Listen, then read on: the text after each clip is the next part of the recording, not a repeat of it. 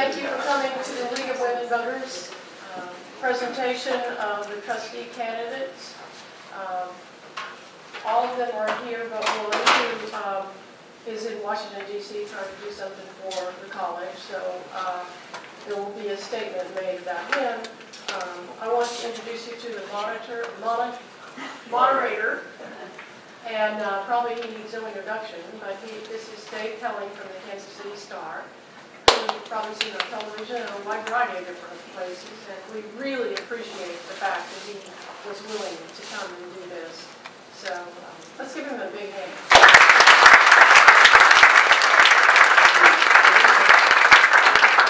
Great pleasure to be here with you this evening. I will say that at 7:30 tonight, I did tape Kansas City Week in Review, and it airs in about 29 minutes, so we'll try and get out of here by then. Make sure everybody has a chance to see that appearance. Probably won't happen. Good evening again. My name is Dave Pelling. I'm a reporter with the Kansas City Star. It's my great pleasure and honor to be with you this evening. What a great crowd to hear the candidates for the Board of Trustees here tonight to talk about the important decisions that they'll have to make if elected to this important institution, the Johnson County Community College.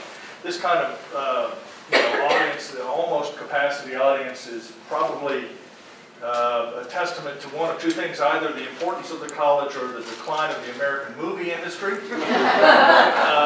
the unavailability of great films to watch on a Friday night. But I think it's probably the former. I think it suggests, as we all know, that this institution is a real jewel in our community, and it should be and must be preserved in the best way that we know how. And these are the people who want to have that job on our behalf. I am taking questions that we can pose to the panelists. If you didn't get a card or have something you want to write down or have sort of sent to me, I think some cards here. We've got some cards. So just raise your hand or just scribble them out, and then I'll do my best to sort of put them together and keep our panelists, our candidates, on a bit of a time frame so we can have a good exchange and then think about our votes. We're going to start. We've got some sort of basic ground rules. We're going to start with opening statements from all 5 of the candidates. As you heard, Bob Drummond is not here. There is a statement for him. I'll try and read that a little bit later. But we'll start on the left, go all the way over, about 2 minutes per candidate, and then we'll have about 2 minutes for closing statements. We'll try and go for an hour, 15 minutes, somewhere in that neck of the woods, depending on the quality of the discussion. With that, we'll start on my left, our left, with the candidate Jared. Jared? Thank you, David, and I'd like to thank the League of Women Voters and the college and all of you for being here this evening to host this discussion and the opportunity to share some thoughts with you. I'm completing my first term on the Board of Trustees, 4-year term. I currently serve as treasurer. And when we talk about the quality of the college, I really am not sure that the public understands what a gem we have with the teaching and learning process that goes on. You'll hear me speak throughout the questions, the answers, about enhancing, sustaining the culture for the quality teaching and learning experiences that go on here. I have over 20 years in public education. I'm a former elementary teacher, I'm a former elementary principal, a former assistant superintendent of schools, a former superintendent of schools. Those experiences were in North Dakota and in Minnesota. I have served in private business on a number of administrative positions in sales, marketing, human resources, and administration with a large corporation. I currently serve as president of the Overland Park Convention and Visitors Bureau. I'm a past chairman of the Overland Park Chamber of Commerce, so I've had extensive opportunities to work with civic community organizations and understand how the process in Topeka works, how the legislative process works, and how representative government works. And so with that, I'm very interested in another term. I would ask for your consideration and your vote. I do have, my wife and I have been married 44 years. We have 2 adult daughters. Jill works for the international IHOP, Applebee's out of Murfreesboro, Tennessee is where she works. And she has 2 children, Ryan 5 and Abby Ray 3. Our youngest daughter is an elementary principal in the Blue Springs, Missouri School District. Her husband's an assistant principal. She's an elementary principal, and they have 2 boys, 11 and 8. With that, I'd be happy to respond to your questions and your interest. Thank you very much. Jared, thanks for that. Lee Cross. I'm Lee Cross. I'm an attorney that lives in Overland Park, and I'm thrilled to be here tonight. Thank you, Dave. Thank you for all of you being here. Thank you to the college for hosting this event tonight that the League of Women Voters put on, and thank you for all of you watching on the web. I'm running for this position because the college means a lot to me, and it's very difficult to put into words what exactly it means to me because my entire family went here. I have my mother, my father, myself briefly, and all three of my younger brothers went here, including two of my brothers when they got out of the Marines after the war in Iraq. And all of us have gone on to either advanced degrees or to do very well and climb out of poverty in mobile home park that we grew up in. And it's not an exaggeration to say today that I'm an attorney and I've done well in life because of this college and the economic engine and the academic opportunity that my family got here and that many people throughout the area got here. So I'm running because higher education and public education in our state and our community is under attack, and I'd like to do more to speak out against that, to make sure that we have the funding necessary for this college and to make sure that tuition is not too high on our students, but yet affordable so that they're not bankrupting themselves with debt in the future. We need to make sure that education is available because the civil society depends on it. I've worked in a prosecutor's office, I've interned in the legislature, and I do domestic and civil law. And I can say with pretty good certainty that education depends upon, education is necessary for a civil society to operate so that people have the tools they need to advance and to help themselves in a very difficult world. So I also welcome your questions, look forward to this, and thank you very much. Thanks, Lee. Melody? Thanks, Dave. Thanks to the League of Women Voters for inviting us here tonight, Roberta Ebeslage for organizing this event, and I certainly welcome the opportunity to answer questions and hopefully help everybody know a little bit more about me and why I enjoy serving the college. I'm Melody Rail. I'm the current chair of the Board of Trustees here at Johnson County Community College, and my ties to this institution go back many years, probably longer than I'd like to admit on most days, but starting back in 1986 when I went to the Regional Police Academy here on campus. And from there I had the opportunity to attend classes here. I graduated from here with my associate's degree. I went on to become a faculty member at the Police Academy and then a full-time faculty member in the Administration of Justice program here. I've been an adjunct faculty member, and in 2008 I had the privilege of being appointed to the board to fill the vacancy of then departing trustee Virginia Krebs. My professional background took a rather unorthodox route, and I suppose that's one of the reasons why I have such a passion for community colleges. When I graduated from high school, I went into the military and I served 6 years active duty in the U.S. Army. And when I got out, I had to figure out what to do with my life. And that journey began here as a student at Johnson County Community College. I am the first and only person in my family to have graduated from college, and I strongly believe that a college education is absolutely the way to make better opportunities for both the individual and the community. Having said that, Johnson County Community College is one of the finest colleges in the country. We're going to talk about a lot of things this evening that represent challenges that this college will face in the future. And it can't be overstated the importance of having people on the board who have the best interests of the community and the college at heart. And I'll stand for your questions. Stephanie Shaw. Thank you, Dave. Thanks everyone for being here. On Friday night, spring break, KU game, I'm sure you're keeping up an eye on your clocks for that. I thank you for being here. The process of transparent and open government is so important, not only to this institution, but to me personally. I grew up in Garden City, Kansas, and attended Garden City Community College for a little while. And ended up in Kansas City after a couple of years working in D.C.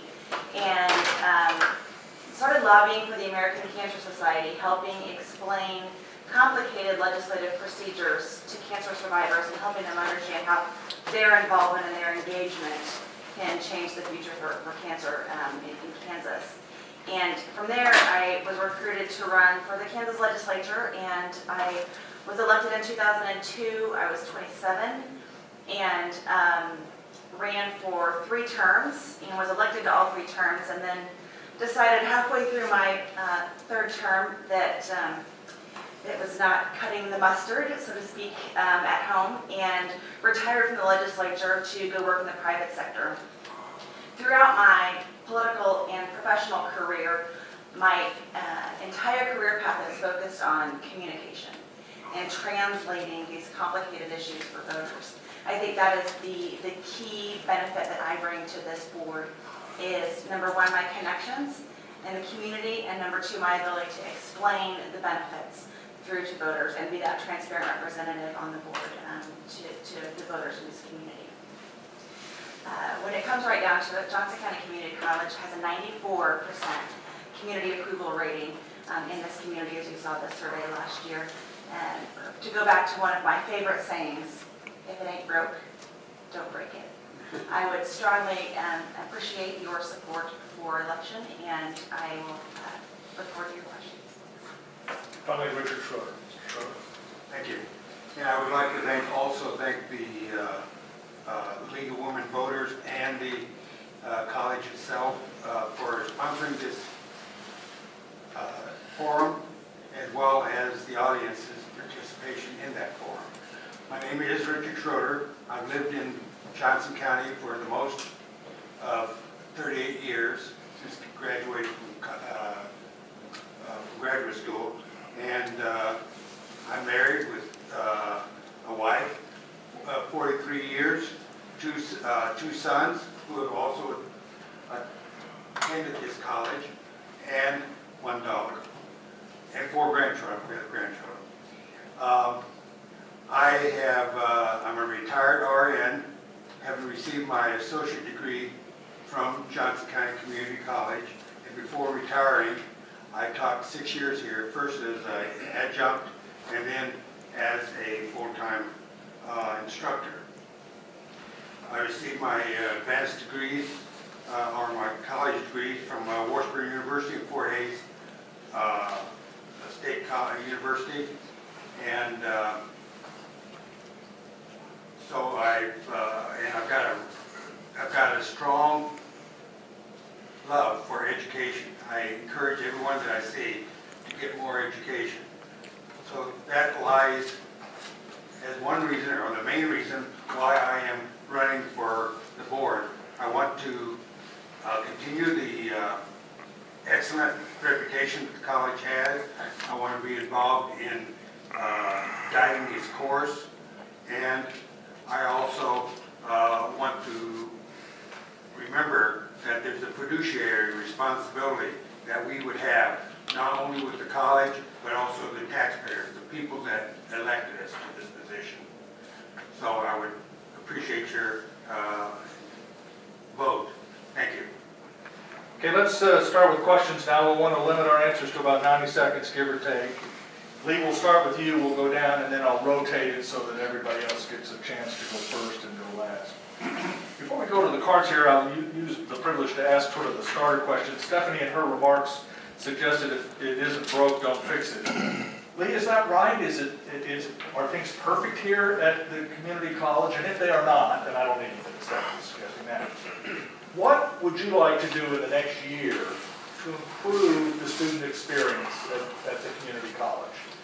Lower tuition, more course offerings, fewer course offerings? What's the one thing that needs fixing in your mind first if you're elected to the Board of Trustees? The very first thing I would do is work to speak out against the cuts to both public and higher education in Topeka. It is absolutely imperative that the college has the funding that it needs in order to operate. The funding of the college is essentially a 3-pronged stool, similar to the state government, as you know, Dave. We have tuition, and then state funding, and then the mill levy helps pay for the college. And so right now, public education is under attack in our state, and I think it's critical that we speak out, and so that K through 12 and then higher ed has a budget that isn't being cut by the legislature, or at best being kept flat by the government. So it's important that we have leaders here at the college that understand that and speak out against it. Tuition has been raised about 20 to 30% over the last 5 years, while the higher ed budget has been cut 10%. So I think it's critical that we have an honest discussion here. While it has a 94% approval rating, I think that is a testament to the founders of this college, the people that have maintained it, to the citizens of Johnson County. And we have to keep things going. There's a number of things that we do well here, but there's also a number of things that the outlook of the college needs to keep in mind, so that my daughter has the same opportunities that my parents and my brothers have. Melanie, what needs fixing? You're currently on the board. What in the next year needs to be fixed or improved or made better, particularly from the point of view of the student experience? Yes, and I certainly wouldn't offer that we're perfect. But I would say that I don't believe it's so much that anything's broken right now. I think it's more an issue of things could become very broken if we're not very careful and take care of what's going on both in Topeka and at the federal level, as well as making sure that we've taken care of things here at home. And Mr. Cross alluded to economic issues. We have, for the past several years, been involved in an economic recession that this country hasn't seen for many, many years. And in 2009, when I ran for election, I promised the taxpayers of Johnson County that I would do my best to not raise the mill levy at a time when people could least afford to pay it. And the board and the administration over the past 4 years has done an excellent job of maintaining the quality of teaching and learning in the classroom at this institution without putting an extra burden on the taxpayers. However, in order to do that, we have put an extra burden on our students. We've increased tuition, and the percentage of funding that supports this college today from tuition is much higher than it was 4 years ago. And so I think it's important to remember that there has to be a balance. We've asked our students to step up and do their part, and I think that they have done that, and now we're going to have to take a hard look at both sides of the ledger and determine what's best to continue operating the college. Just follow up briefly, Melody. What does that mean? Freeze tuition? Lower tuition? I mean, I get hard look, but I mean, can you commit to, sort of again to the student experience about what they're going to pay to go to, if you're elected? And I don't see a situation where we're going to be able to decrease tuition, but I will tell you that 4 years ago, approximately 15% of the funding for the college came from tuition. And today that number is over 20%. And that has flipped with what we get from the state, which 4 years ago was above 20% from the state, and now it's closer to 15%. And so I think we've asked them to do enough. But we'll come back to, obviously. Stephanie, you want to take a crack at that? What needs to be fixed? Is it tuition? Is it parking? Feel free to talk about that as well. I mean, again, I'm trying to ask this from the point of view of the student. After all, that's why we're all here. Right. I think this is my 13th legislative session working and watching Topeka, and I think it shows a great deal of political naivete to suggest that our board could traipse into Topeka and absolutely say, don't cut our money, because what that does is it says, number one, Topeka, folks in Topeka, especially the rest of the state that isn't Johnson County, is looking for ways specifically to cut Johnson County, and would look for ways specifically to cut Johnson County Community College, should we go up there and do that, which is why we work very closely with the Kansas Association of Community College Trustees to lobby as a group in Topeka for common interest. One thing I would like to see back to specifically the students, I have been advocating for students to complete course evaluations at the end of every course, every semester.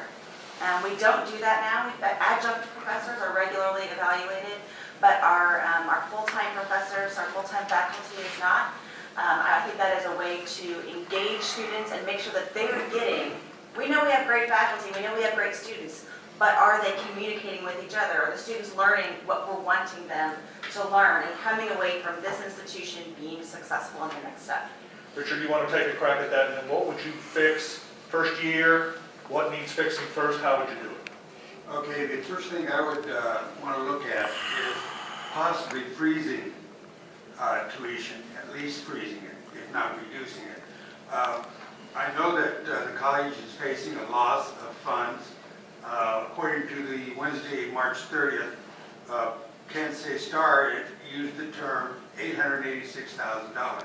This is a small percentage of the total budget of the college, as well as if you look in the budget report from the March board meeting, it showed that we had the college had $109 million in the bank. Now I know this is both liquid funds as well as investment funds. But before I raise the tuition on the students or ask for the taxpayers to come up with more money, I would use that some of that extra fund. According to the written policy of the college, they should have 10% of the operational budget as a safety valve in the bank. That comes to about $28 million.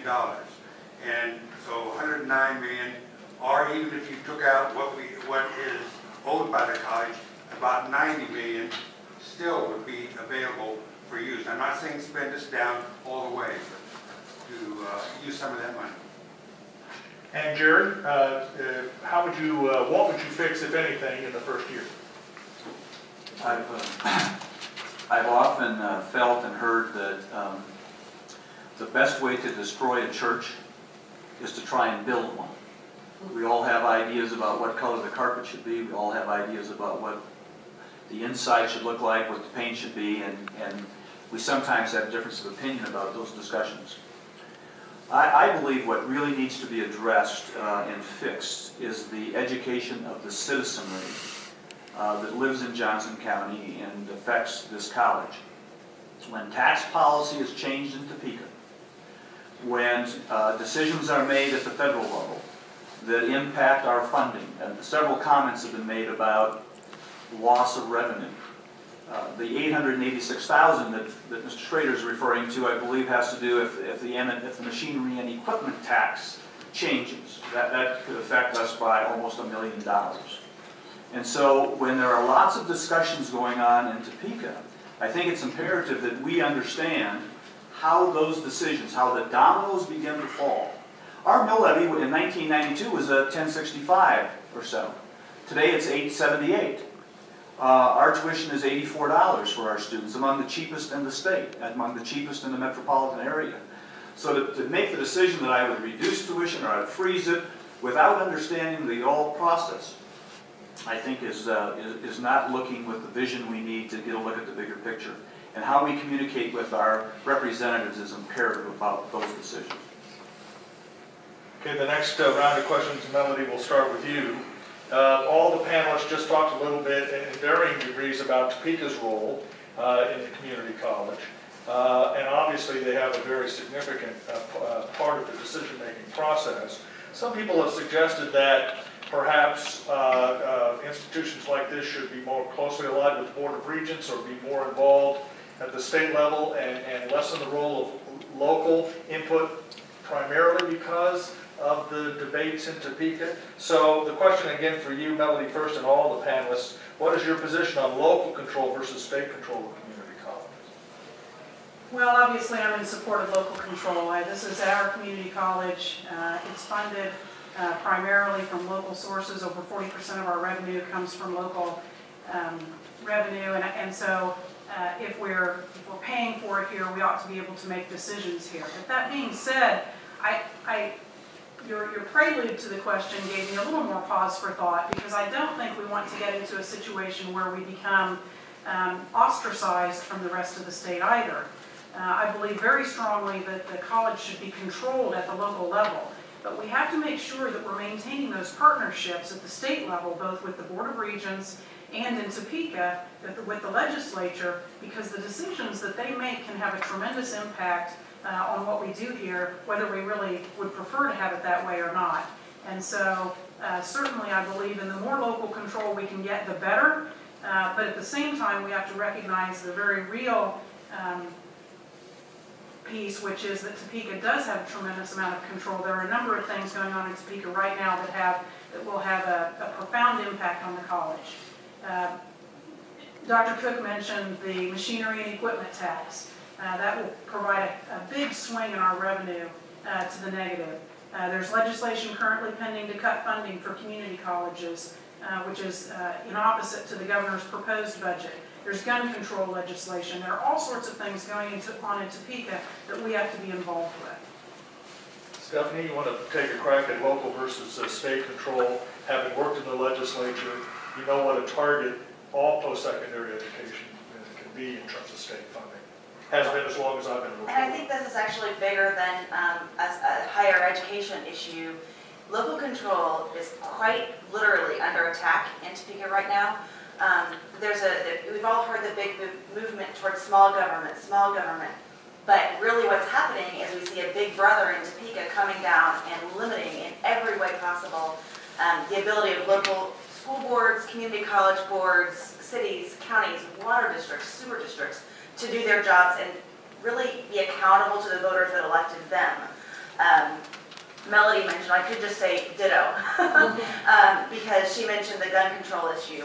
They're limiting the ability of our taxpayers to support our institution if they so choose through tax increases. They are limiting our ability to advocate for our academic programs on behalf of, again, the voters and the taxpayers that elected us and wanted us to be here to represent them. So local control, we're accountable to our voters. They tell us what they're looking for from the business community, from students. We're accountable to them, and not just in the amount of money that we spend, but how we spend it, where we prioritize things. And those people should have control over us. We should be accountable to them. Never should we be accountable to Topeka. So. Richard, you want to answer that question? I would say that I am definitely a proponent of local control. I don't like Topeka or Washington telling us what we can do and what we can't do. As far as education is concerned, it should be back with us here in the local area. After all, the term Johnson County Community College has the word community in it, and that community is Johnson County and those cities within that county. So that should be where it lies. However, because of changes in the state government by a deceased governor, that has changed. So we have to exist with a certain amount of the state putting their nose in the pie, so to speak. And Richard, and we'll go to you, but isn't that the problem, that everybody wants local control, but the purse strings are still away? Right. How do you fix that? But the only way you can fix it, and I don't know if that would fix it, would be we have lobbyists that go to Topeka and talk to the legislature. Stephanie was a member of it one time. And so they've got to point out that this has to be returned to the local community. Also have to change the governors. Okay, we'll work on that later. Jerry, you want to take the idea of local control, and really what I asked Richard, you know, everybody wants local control but then complains about Topeka. Is there some way to fix that problem then? Either there's more independence locally, less dependence on Topeka altogether, or conversely put all the eggs in the Topeka basket and try and work your influence there. Well, let me try and stick to the original question of local control, state control. 3 points, maybe 4. Number 1, I was the beneficiary of teaching 6th grade for 5 years. And we would have, in our classroom, was a team teaching situation, we'd have between 70 and 80 students every year. And we developed a culture where wherever the problem was, whether it was a discipline problem or a misunderstanding, the people closest to the issue should solve it. So we'd never send anybody to the principal's office, we fixed it there. Secondly, my day job, I'm with the Overland Park Convention and Visitors Bureau. And people like to say, well, do you compete with Kansas City for meetings and events and conventions? And I really like to use the word complement. I believe it's important we complement one another. So that takes me to my 3rd point. I'd rather use local influence rather than the word local control. Because whenever we start to say we're going to control something, that kind of shackles the feathers of somebody else. That means they might lose control. So I think it's imperative on the relationship building process that we build relationships of influence and understanding, which took me back to my first point. We really have to understand what our governor, what our state government, what our representatives, what our local governments are about, and then influence. I believe better decisions are made with local influence and local decisions of the local citizen. Lee?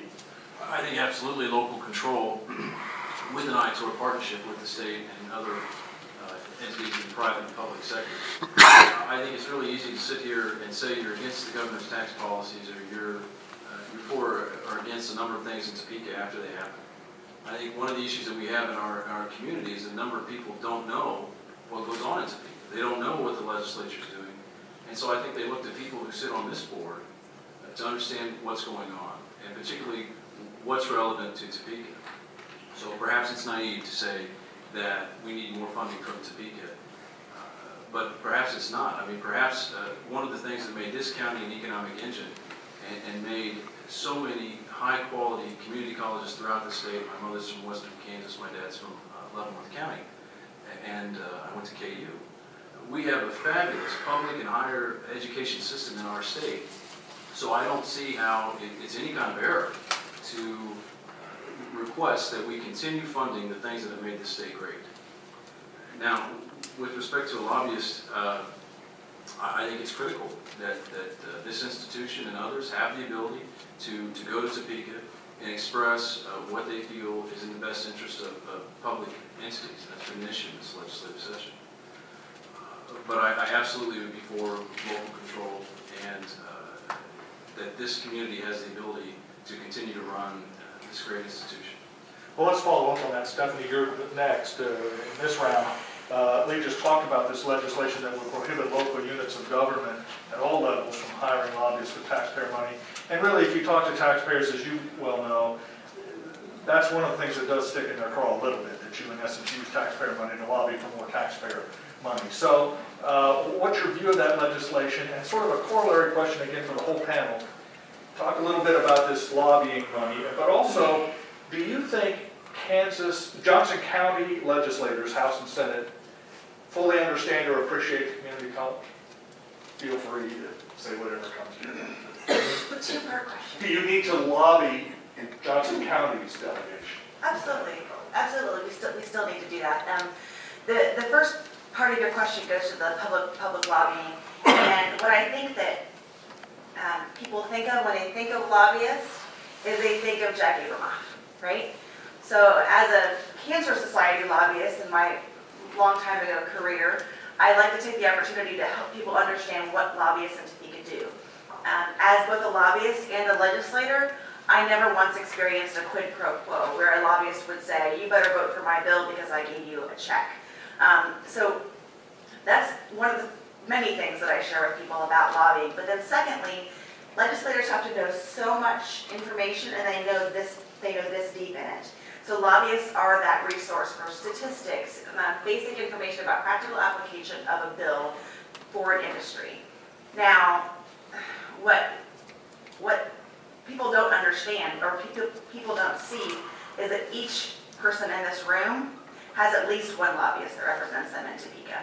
Whether you are a teacher, a lawyer, a doctor, a Sprint employee, a receptionist, a construction worker, whatever you do for your job, you have a lobbyist that represents you in Topeka. And that includes those public employees that are there. Lobbyists are there to represent public employees, whether they're teachers, city engineers, what have you.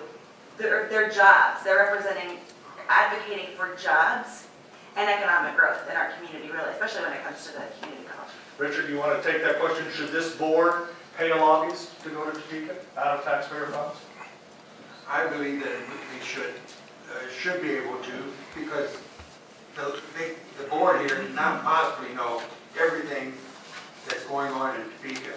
That's the point, that's the job of the lobbyist, to talk to the people in Topeka and then come back and report like they do every month. I don't know his name, but he does come back every month and gives a report on what's going on in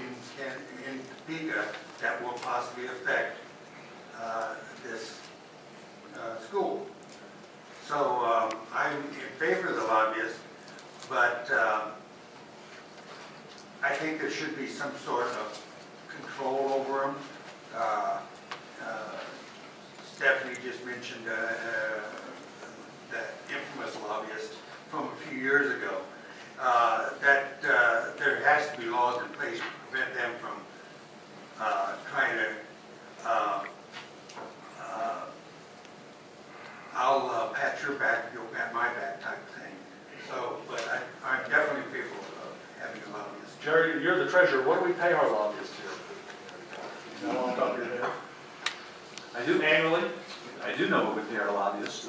Could you share it with the class? We, I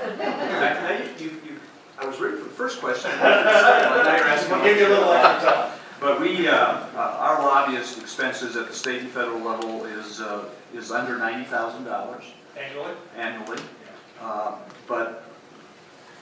But here's the benefit, and again, it's understanding that total piece of the puzzle. Dick Carter is our lobbyist. Has wonderful relationships in Washington, D.C. We know we can tie back 2 specific grants that he achieved just because of his relationship with senators' offices and representative offices that came back in several hundreds of thousands of dollars to help balance the tuition increase, to help balance the other costs. And so when we look at balanced revenue, those federal grants are impactful. The relationship, again, that Dick has in Washington, D.C. on a regular basis is significant. Let me pause there. I was in Topeka recently, and I just want to amplify that point. We have we have a lot of new representatives in Topeka this year, and as I was waiting for my appointment on the House side, I think there's 49 new ones, I was visiting with the administrative aide, and there was a big stack of papers on her desk, and I said, what's that for? She said, well, that's for a hearing this afternoon. For one particular hearing that representative needed to read. The lobbying power is education. I know that it's perceived to say, well, we're going to sway somebody's mind, but I can't imagine how a representative or a senator can gather all the information that's presented to them, both at the federal level and the state level, without an educational process. I have to stop, but I would like to come back to answer the other question. We'll give you a little extra time for that, but Lee, you want to talk a little bit about this lobbying thing? And, you know, it does seem a little incongruous that our legislative process is so complicated we have to pay somebody to help decipher it for legislators, but that's kind of the situation being described. But talk a little bit about whether we should be paying a lobbyist from the budget here. I think I raised the issue, so yes, I do think that we should pay a lobbyist. And look, I have clients that come to me, and I operate, my day job is cross law firm, and I do civil litigation and other matters, and I'll have clients that come to me and they say, the law is so complicated. Why is that? And I said, well, it wouldn't be fair if it wasn't complicated. I mean, there's any number of things that don't work in our law, and there's any things that really, really do. And I do think that public entities having the ability to lobby is important, and here's why.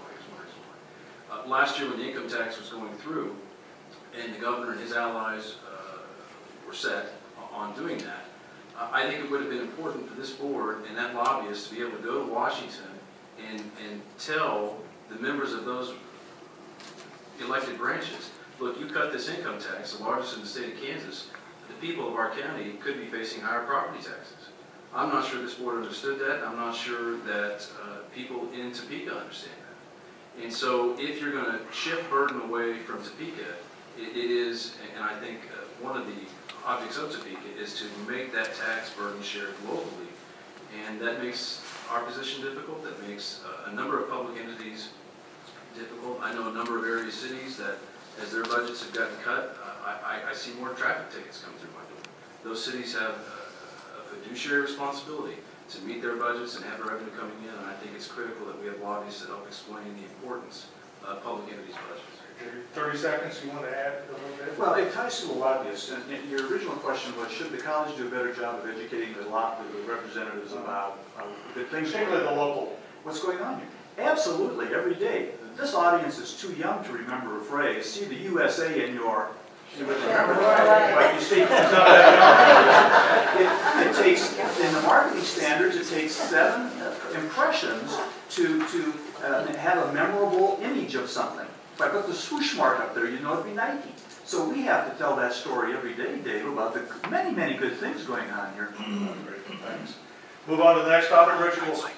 Can I address that question? 15, oh, did I'm sorry, you get, I'm sorry. I My chart, something my eyes are important to going say. on. Go ahead, Melanie, I'm sorry.